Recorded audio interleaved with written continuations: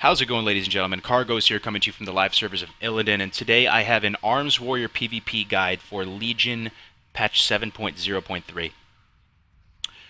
We're going to do a class overview, state of the class, get into some pros and cons, go over the honor talents, leveling talents, and rotation.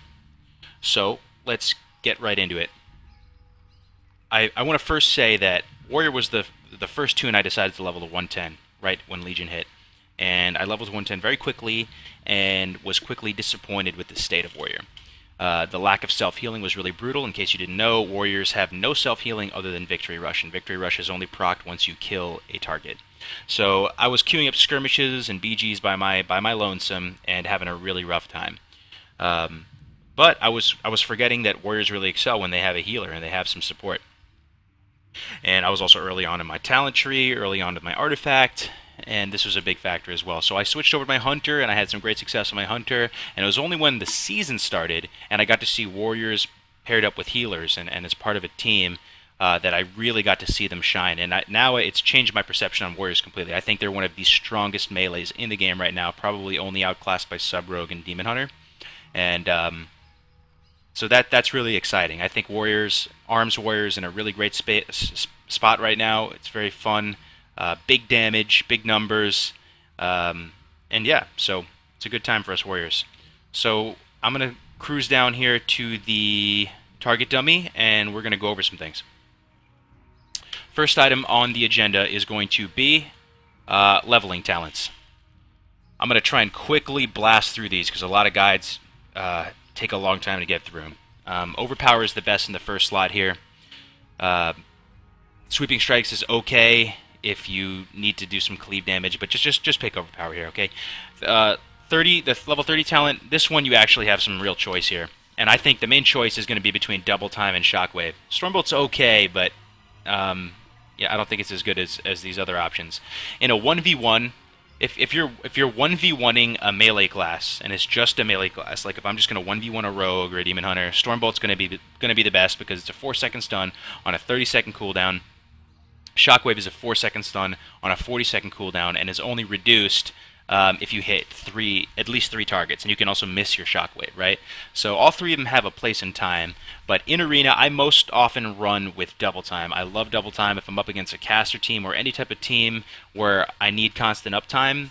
If you can get to your target without charging first, and you can open on them and get a hamstring on them, and you have the two charges at your disposal, you are going to be on them like white on rice. They are not going to be able to peel you off. You have so many mobility options and gap closers at that point, and I love Double Time. And Warrior's damage is so consistent, so strong, so high, so much damage that that this is the option I take in most cases. But if you're up against a team that has a lot of pets and you're going to be able to hit three targets consistently, Shockwave is also a really fantastic option because reducing the cooldown by 20 seconds is going to take this down to a 20-second AoE stun that stuns for 4 seconds, and need I say more. So I'm already spending too much time on the talents. We really got to get through this. 45 talents, Ren kind of sucks. It does the same damage as a Mortal Strike or something, but it's over 15 seconds, and you can just pick up a dot with Trauma instead of having to go with Rend. Avatar is fantastic, helps you burst, 1.5 second cooldown, 1.5 minute cooldown. You know, it is a cooldown to fear if you're on the other side of the coin. Moving on to level 60 talents, defensive stance is the best here by far, reducing all the damage you take by 20% and all the damage you deal by 10%. Generally, as a warrior, you want to sit in defensive stance with this big ugly shield on you. Let me go into defensive stance. Look at this gross shield right now. This looks terrible. But unfortunately, you have to sit in defensive stance, and it's only when you get a real opportunity to dish out damage, and when you're not taking damage, and you're basically able to free cast or free hit, free melee, whatever, on your target, then switch into battle stance and you can start going ham. But do note that there's a 10-second cooldown between changing stances, so it's not like it used to be where you can just change back and forth all over the place. So if you switch into battle stance and someone on the other teams realizes that you switch into battle stance, they can swap you and you can potentially get globaled. So be careful with that. But defensive stance is a great survival tool. You need all the survivability you can get because we have no self-healing options. Okay, moving on to level 75 talents. pick Mortal combo here. It gives Mortal Strike 2 charges. Mortal Strike is a dope ability, does amazing damage. Choose that. Level 90 talents. You have a couple different builds here. I've seen some warriors choose Deadly Calm, Anger Management, right? So Deadly Calm reduces the rage cost of your abilities by 100% for the duration of Battle Cry. Battle Cry lasts 5 seconds. You know, you might say, meh, it's all right, right? You know, 5 seconds. You know, I can just manage my rage. I don't even need this, and that's generally how I feel. But if you also choose Anger Management, which says that every 10 rage you spend reduces the remaining cooldown of Battle Cry by 1 second, you can reduce the cooldown from a Battle Cry from 1 minute to like 30 seconds. And between this and Deadly Calm, you're not going to be rage starved, and you're going to be able to crit, you know, with 100% critical strike for 5 seconds every 35 seconds or something. So it's pretty good. I've seen some warriors have some success with it. I personally like Trauma, though. I love having a bleed, a DOT option to put on a rogue or whatever. Trauma's damage is nothing to scoff at, and you are going to be slamming somewhat often. So I personally like Trauma here, and Opportunity Strikes. So Opportunity Strikes procs quite often. Basically, your melee abilities have up to a 60% chance, based on the target's missing health, to trigger an extra attack that deals 41,175 physical damage. This is nothing to scoff at. This gives your burst that extra oomph that you need to really put out the pressure. So that's it for the leveling talents. We're going to go straight into the honor talents. You guys all know this first tier. If you're running with a healer, if you don't have to worry about CC so much, choose Relentless. In most cases, I run with Gladiator's Medallion, and I also have the Human Racial to get out of stuns as well. So on to the second tier. The only two options that are legit are Reinforced Armor and Sparring. Reinforced Armor is good versus caster teams, teams that you're not going to be taking a lot of melee damage. If you're going to be taking a lot of melee damage, or even moderate melee damage, I'd say go with Sparring. Sparring is going to be more impactful in the long run. What Sparring does is it gives all physical melee attacks on you a 20% chance to be blunted. So let's say 1 in 5 melee attacks are going to be blunted, and that melee attack is going to do 50% reduced damage. So over the course of the minutes and arenas going on or whatever, I think this is going to add up to a lot more, you know, value than Reinforced Armor. Okay, on to tier 3. The two options you have here that are good are Blood Hunt and Death Sentence. I think Death Sentence is your go-to.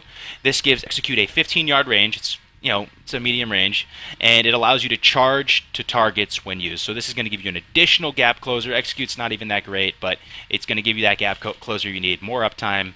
Awesome, fantastic, right? Blood Hunt is also good, but the only thing that kind of sucks about it is it only works when you're within 10 yards of enemies at execute range. So it gives you a 15% movement speed increase, and it suppresses all snares for at least 5 seconds. So it's good, but 10 yards is short. But these are both great options, right? They help you have more uptime on the target.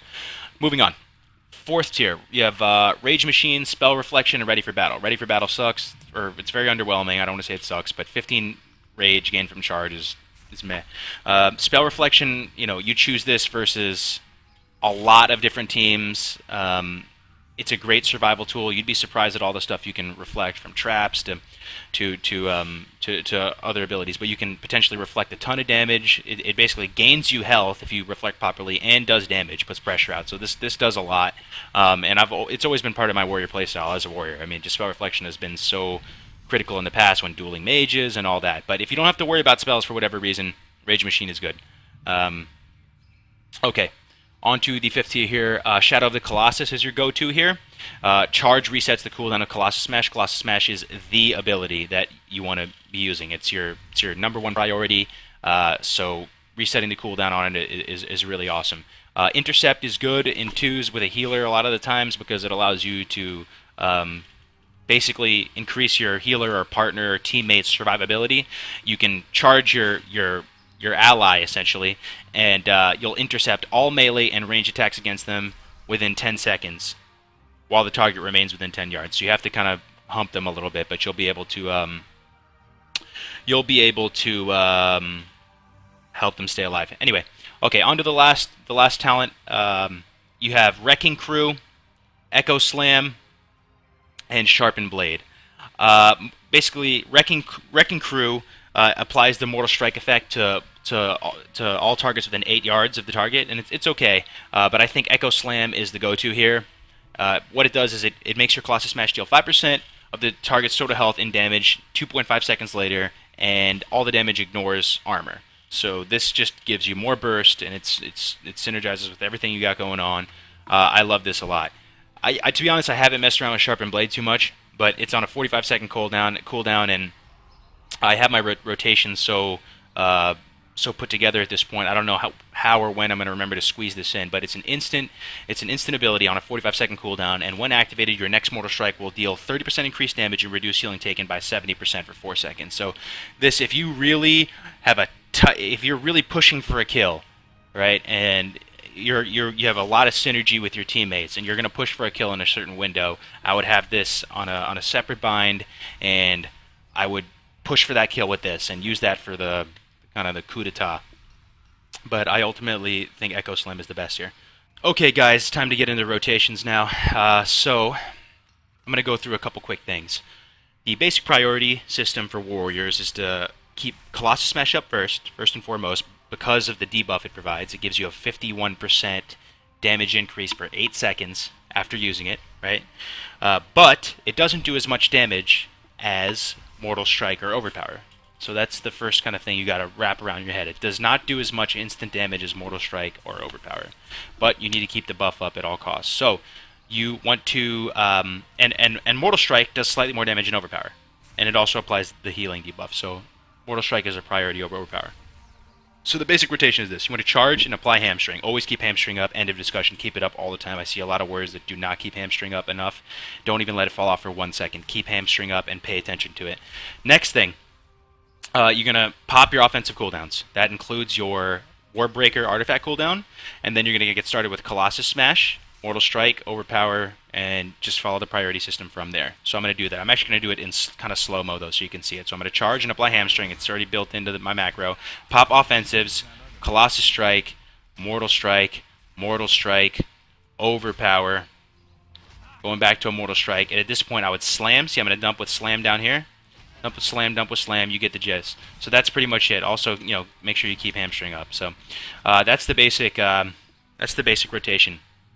What CC options do you have as a warrior? So you have your stun. That's either going to be Shockwave, or you also have Intimidating Shout. Intimidating Shout is on a 1.5-minute cooldown, and it's an AoE fear. Has an 8-yard range, so it's pretty small, but it'll fear targets for up to 8 seconds, and it's important to use this effectively. Blade Storm is also an ability that will prevent you from being CC'd. So as you're Blade Storming here, you're not going to be slowed or CC'd, and it has both great offensive and defensive capabilities. So you want to predict and stay one step ahead of when you think your opponent is about to try and CC you, then Blade Storm, or use it. There's a ton of different uses, and you'll be able to figure it out yourself. So your gap closers are, of course, charge. How I just charged that last dummy, but you also have Heroic Leap. So keep Heroic Leap on something that's very quick and easy to press, so you can be timely with it. That's your other gap closer. Berserker Rage is also another way of removing CC on you. So fears, saps, and incapacitates. You can remove all of those with Berserker Rage, but it is on a 1-minute cooldown now. It's a 1-minute cooldown, which is kind of long, which sucks.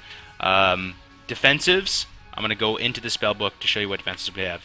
Our number 1 defensive is Defensive Stance. You want to stay in Defensive Stance most of the time. You also have Commanding Shout on a 3-minute cooldown. It's going to give all party and raid members within 30 yards 15% increased health for 10 seconds. So keep in mind that this can help your partner stay alive too. So don't just blow it, and not get good value from it. Another defensive that you have is Die by the Sword. This is the one that most people are familiar with when they think of warrior defensives, and it increases your parry chance by 100% and reduces all damage you take by 30% for 8 seconds. So this is your main defensive here. So you want to have those macroed and use them properly, and those are your main defensive options. So I think that's going to be it for this video. We covered a good amount, and thank you for sticking with me to the end. Really appreciate it, and I'm probably going to do another video shortly, actually in the arena, doing some rated arenas, because I did that for the Hunter Guide, and it just dragged the video on too long. So thanks for your time. This is Cargos, and I'll see you in the next video. Thanks, have a good day.